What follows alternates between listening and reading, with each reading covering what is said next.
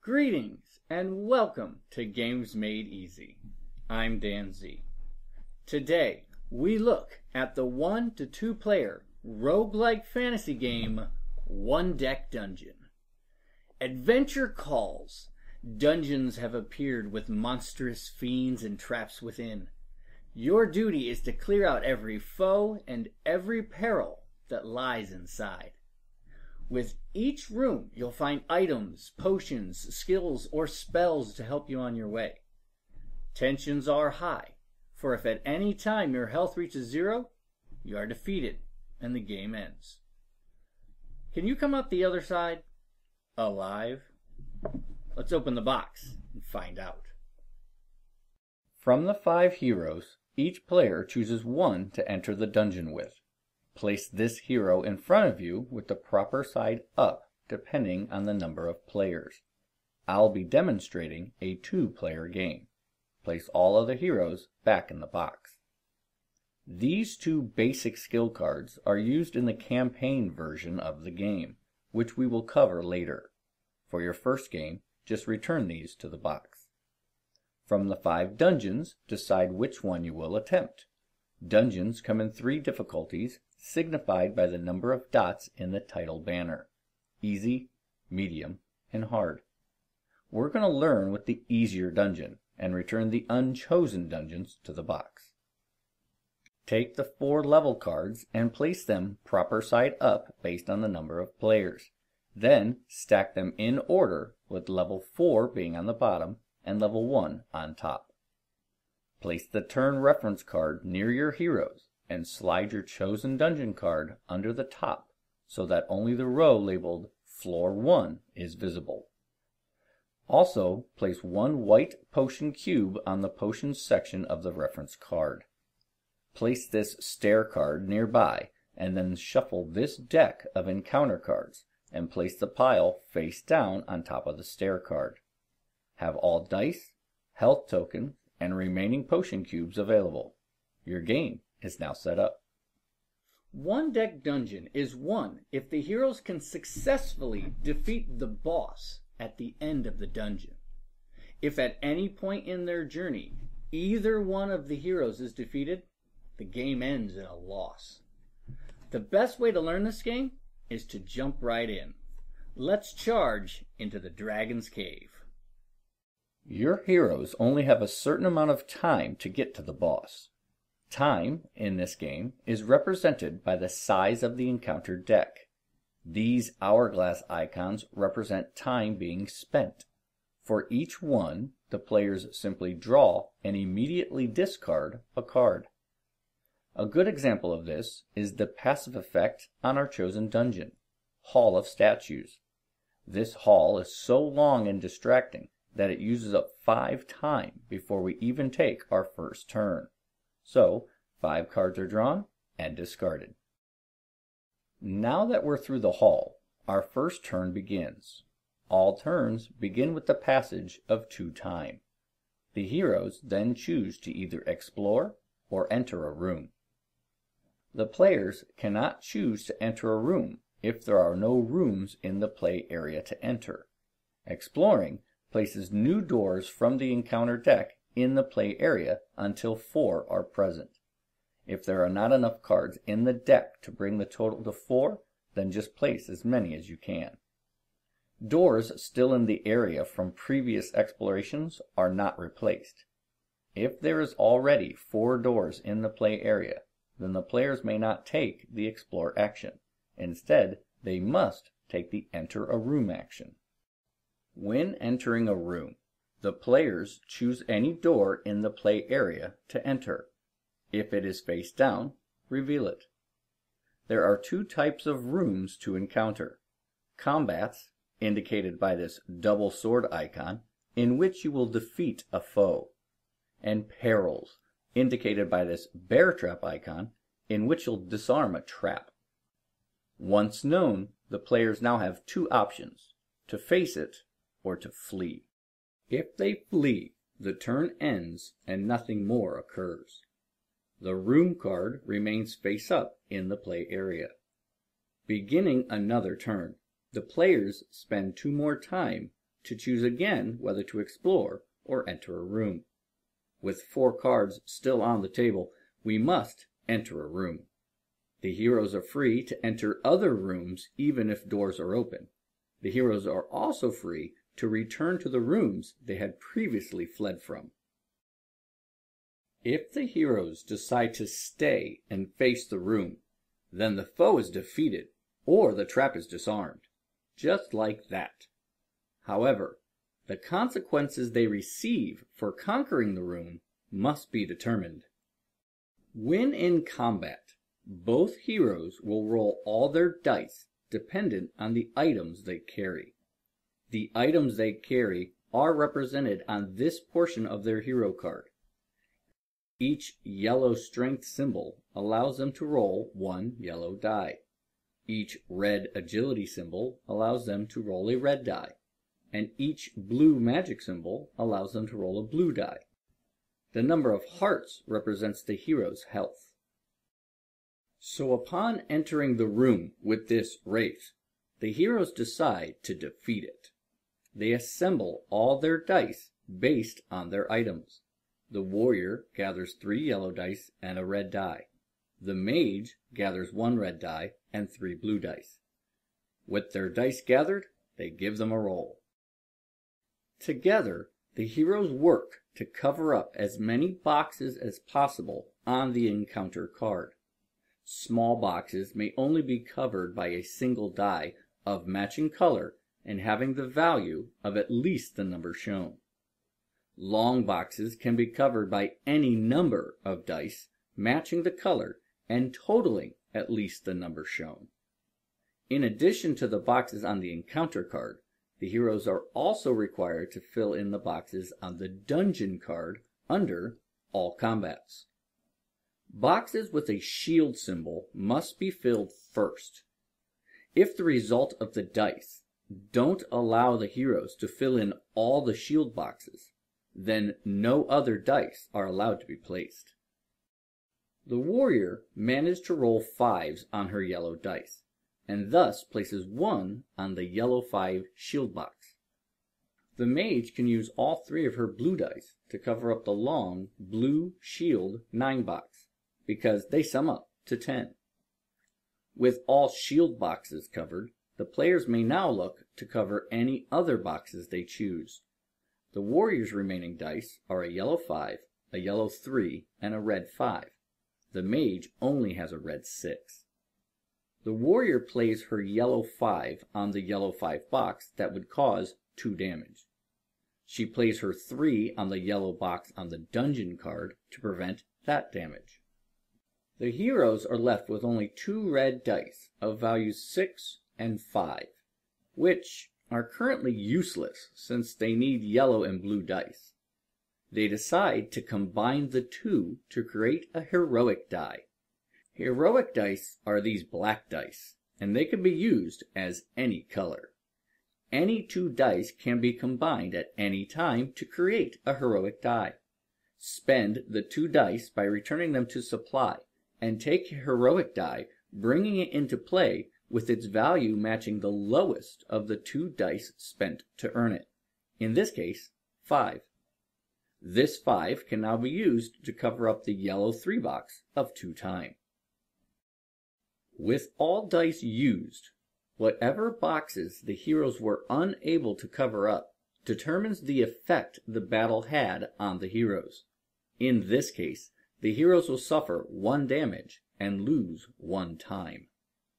Any loss of time is simply done by discarding the appropriate number of cards.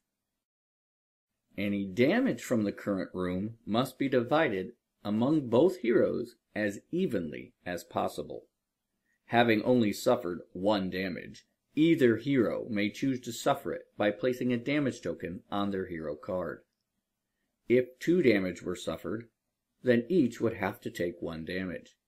If 3 damage were suffered, then one hero would choose to suffer 2 while the other suffering 1, and so on. The evenly sharing of damage does not take into account the damage already on the hero. So if this team of heroes took on another encounter that also inflicted 1 damage, the warrior would still be allowed to suffer the 1 damage while the mage suffers none. If the number of damage tokens on a hero card is equal to their health, they are defeated and the game is over. All rooms showing this bear trap symbol are perils, obstacles in the dungeon the heroes must overcome. Each peril has 2 ways to conquer them, one that's easier but takes time, and another quicker but risky. The heroes are free to choose either way. With this locked door, for example, the heroes could choose to pick the lock, which requires 1 time to attempt, or just to bash the door open, saving time but needing a higher result. Unlike combat, perils only allow the heroes to roll the dice that match the color of the method being attempted.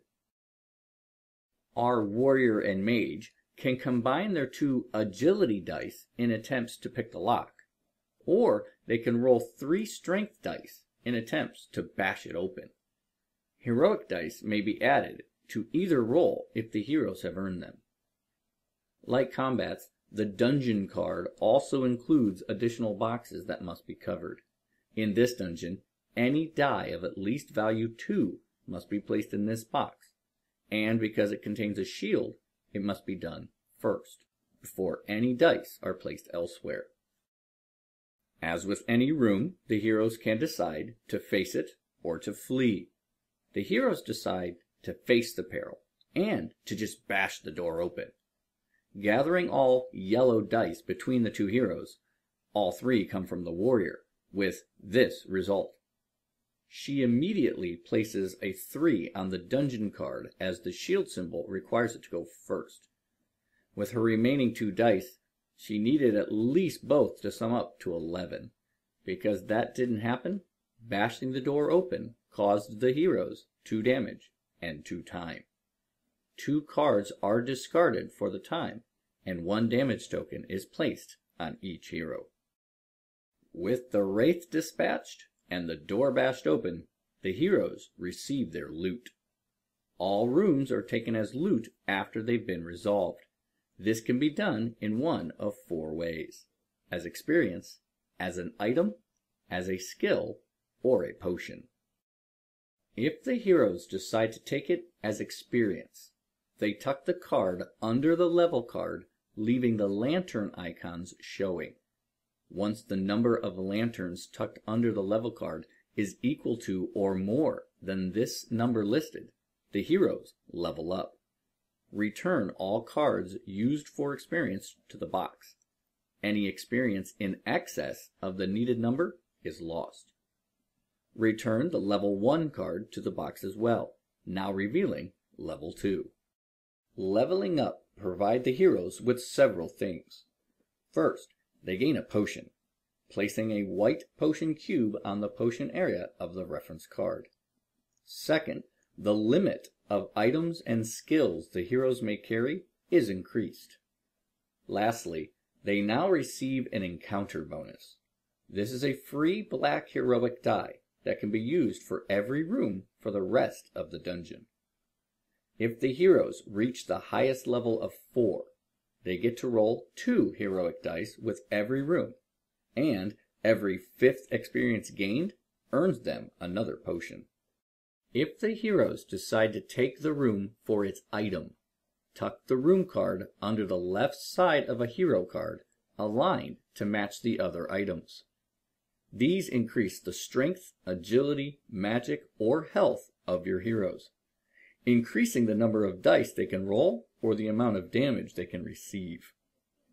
The maximum number of items a hero can have tucked under her card is listed on the level card. If later a hero wishes to take an item, but they are already at their limit, they can swap out an old item with the new. The old item is then placed as experience under the level card. If not taken as an item or experience, the room can be taken as a skill or potion. Potions show this potion symbol, and they have their effects listed after. If heroes decide to take the potion, they tuck this card under the bottom side of the turn reference card and add a potion token to their supply. Whenever a potion is used, by simply discarding a cube, the heroes can trigger any one of the potions they've discovered. For example, say after a few rooms, the team has come across 2 potions, a potion of mana and a potion of heroism. This brings them to the total of 3, as the heroes start with the potion of healing. The warrior has taken on many wounds and decides it's time to use 1 potion to heal. She removes a potion cube and decides to use the potion of healing with it. She removes 3 wounds from her hero card. If she would have engaged in combat and took a lethal amount of damage, she could immediately use a potion cube as a potion of healing to prevent her death. But when used in haste, it only heals 2. In the next room, they find themselves facing a force wall. The team decides to blast through it, meaning that only blue dice can be used and needs to surpass 14. The mage rolls her 3 blue dice, and after assigning 1 to the dungeon card, she's left with only 2 dice that couldn't total 14. The team decides to drink a potion and use it as a potion of mana. This allows them to roll 3 more blue dice. Sadly, they didn't roll well. Not wanting to split 4 damage, they decide to drink their last potion, and this time use it as a potion of heroism, to allow them to change 2 non-heroic dice to 6s. In doing so, they reach 14 magic and prevent all damage and time loss blasting through the force wall. The heroes cannot claim a room as a potion if they have already discovered the potion. The final possible loot are the skills. There are 4 types: free, strength, agility, and spells. If a hero decides to loot the skill, they tuck the room card under the bottom side of their hero card, so only the skill remains visible under the hero's skills they already possess. The number of cards allowed to be tucked in this manner is listed on the level card. If a hero wants to claim a newly earned skill, but they're already at their limit, they may replace an old one with the new one, and the old one becomes experience. Skills provide heroes with special actions they can employ to safely get through encounters. The type of rooms the skills help with is listed beside the title of the skill. This Armor Crush skill can only be used in combat rooms, since only the double sword icon appears, whereas this Brute Force skill can be used in both combat and perils. Free skills are effects that can be used once per room for no cost, like this Steady Hands. This allows the hero to roll an additional heroic die when facing perils. Strength skills require either 1, 2, or 3 rolled yellow dice to be spent, returning them to the supply to activate their effect. Heroic dice may also be spent. Take, for example, Triple Strike. The hero may spend any 3 of their own rolled yellow or black dice. In doing so, they bring in a yellow 5, a red 5, and a blue 5, and then make one of them a 6. The values on the dice spent are irrelevant, so it's a good idea to use your lower numbers. Agility skills require red dice to be spent, returning them to supply to activate their effect. Again, heroic dice may be spent. Backstab, for example, can be used in any combat. By spending a single red dice, they roll 2 yellow dice to replace it. Magic spells work slightly differently. When discarding blue magic dice to activate a spell, the value of the discarded dice matters, as it must total the cost of the spell being used. Heroic dice may also be spent as mana. This Shimmer Blast spell requires 3 total mana to cast. This can be paid with as many dice as possible. So this hero mage may spend this blue 1 and 2 to cast the spell and be able to roll an heroic die. If a hero spends a die that is valued higher than the spell being used, any excess mana is lost. This means the hero may not spend a blue 6 to activate 2 different 3 mana cost spells. 2 separate dice must be used. It's a good time to point out that heroes come with 2 skills automatically, a free skill and a heroic skill. Heroic skills are unique to each hero and provide that hero with a way to earn heroic dice throughout the game. The heroic skill on the warrior, mage, and paladin grants the hero a heroic die after a certain event has occurred. These earned dice are placed and accumulate on the hero card. The heroes may choose when to use them, but once used, they are lost until earned again. Note that the heroic dice from heroic skills can be used for either combats or perils, but cannot be used during the last boss fight, signified by this X'd out skull symbol. All skills can only be used once per room. The monsters you face in the dungeons also have skills they use. These are listed in white above the boxes. Some effects occur for simply choosing to fight, like the fire and ice elementals, who inflict damage or cost you time before even rolling the dice to determine the effects of a battle. Some effects increase based on current conditions, such as Swarm. This box requires a sum of dice equal to 4 times the number of open doors on the board. So if the heroes previously ran away from 2 doors and are now facing this goblin, this box would require a total of 12 from yellow dice to be covered. And then there's Ethereal, which requires you to discard all 1s and 3s you rolled. This is done before you get to use any skills or potions.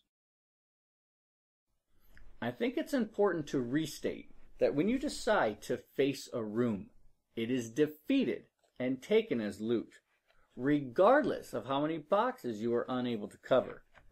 The dice are simply used to determine the consequence of winning the room.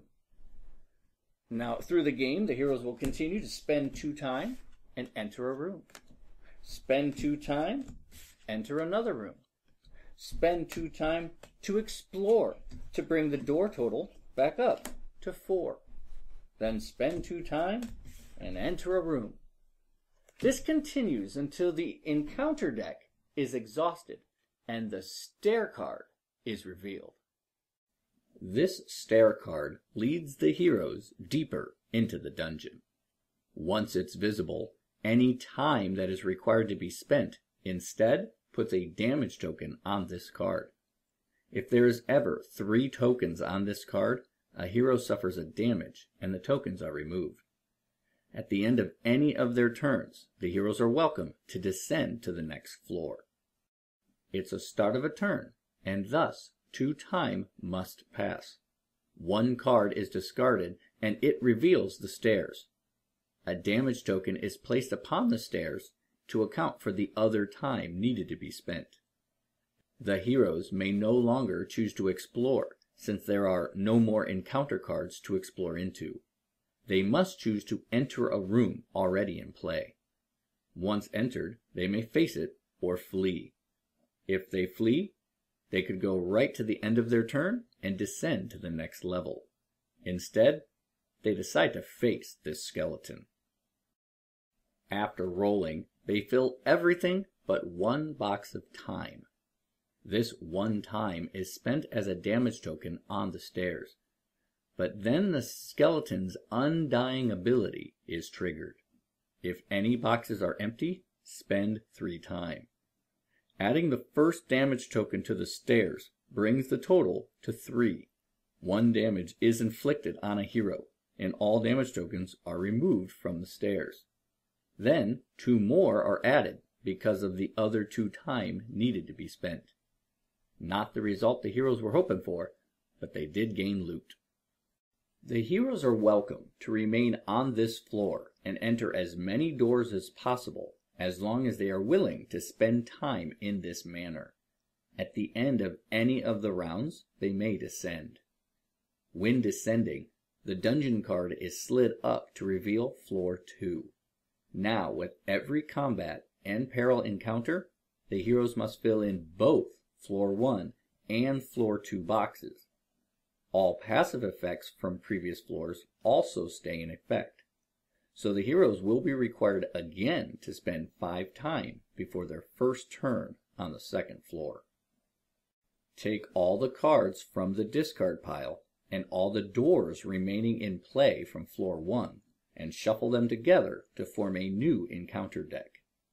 This deck is placed back on top of the stairs card, which is cleared of any damage tokens it had on it. Floor 2 is ready to go. The heroes will dive into battles and perils that await them on floor 2, spending 2 time before each turn. With great determination, the heroes will reach the stairs of floor 2 and descend. The dungeon card is again moved up to reveal the 3rd floor. Now, each peril and combat requires all 3 floors of boxes to be covered, in addition to those found on the encounter card. And again, any passive effects from previous floors stay in effect. If the heroes are still alive once they've reached the stairs of floor 3, they descend into the boss's lair. After descending from the 3rd floor, flip the dungeon card over to show the boss. Also flip over the turn reference card to show a quick reference for boss fighting. The boss fight acts like a combat room, except that it lasts multiple rounds. The boss's health is listed to the bottom left, and its special ability listed beside it. After the heroes have assigned all the dice they can, remembering to do armor boxes first, any box not covered inflicts its damage. Then, if still alive, each box the heroes were able to cover up containing this skull symbol inflicts 1 damage on the boss, placing damage tokens on the boss card for each one. If the boss and heroes are still alive, all the dice are cleared and another round occurs. Keep in mind that the heroic dice earned from your levels are used with each round of the battle. You may also use your skills again with each new round. If the boss suffers damage equal to or more than its health, and the heroes are still alive, the heroes have won. I want to make you aware that the heroes are limited to the dice supplied in the game. There are only 8 of the strength, agility, and magic dice, and 6 heroic dice. If the hero's collection of items and skills allow them to roll more than the dice that are supplied, then any excess are simply lost. Along these lines, it's good to know that when you spend dice to activate a skill or to create a heroic die, those spent dice are immediately available to roll if the skill requires them. Let me demonstrate what I mean. Let's say I'm playing a single-player game as the rogue, and I've accumulated enough items to roll 7 agility dice, 3 strength dice, and 2 magic dice. I have also picked up the skills accuracy and flurry. In combat, I'd roll all these dice. Now my yellow dice are not very good, but I could use them to activate flurry, allowing me to roll 2 agility dice and 1 strength die. The problem is that there is only 1 agility dice in the supply to roll. I could still do it, but wouldn't get the full effect of the skill. So instead, I use accuracy first, and turn in my 3 lowest agility dice to take an heroic die of 6. Now the supply has available agility dice for me to use flurry in its fullest form. I turn in 2 strength dice, and roll 2 agility dice and a strength die. You are also allowed to discard dice just for the sake of putting them back into the supply. Say in the same example, I didn't have the accuracy skill, but I wanted to use flurry in its full effect. I can simply discard, for no effect, my lowest agility die, putting it back into the supply. I then spend my 2 strength dice to activate flurry and roll 2 red and a yellow. After you get familiar with the game and find your favorite hero, you can start putting that hero through a campaign. Taking your hero through a campaign uses this campaign sheet. You list the hero's type and the name you've given her at the top. After each trip into a dungeon with this hero, you earn a number of check marks to check off these circles, boxes, or pentagons, dependent on the level of dungeon attempted and how well you performed. You can check off circles after any dungeon. You can only check off boxes if you've earned check marks in a medium 2-dot dungeon or a hard 3-dot dungeon. The pentagons can only be checked off with check marks earned from hard 3-dot dungeons. The hero doesn't have to defeat the boss to earn check marks. She gets 1 check mark for each floor she completes, 1 more for each level she gains, and if she did defeat the boss, she gets 3 more for that. So it's possible to leave a dungeon having earned 10 check marks. The hero can earn all basic skills, but can only choose 1 other category to focus in, whether it be healing, combat, or dungeoneering. The first skill that must be learned in each focused category must be the focus skill. They are then allowed to earn the others in whatever order they choose. And that's everything you need to know to play One Deck Dungeon. Being a roguelike game, it will be very hard. You will lose often. But seeing how far you can get in each run is the fun of these games. And man, when you finally get that victory, it's that much more satisfying. If you do want an easier gaming experience, look into both the campaign mode and switching between the 3 difficulty levels listed in the instruction booklet. These range from starting at level 2, starting with 1 random loot as experience, or receiving 2 extra check marks with each trip into the dungeon. Be on the lookout for a 1-player playthrough of this game, as I will take you, with me, into the dungeon. If you have any questions, please post them in the comments below, and I'll answer them as soon as I can. Enjoy your game!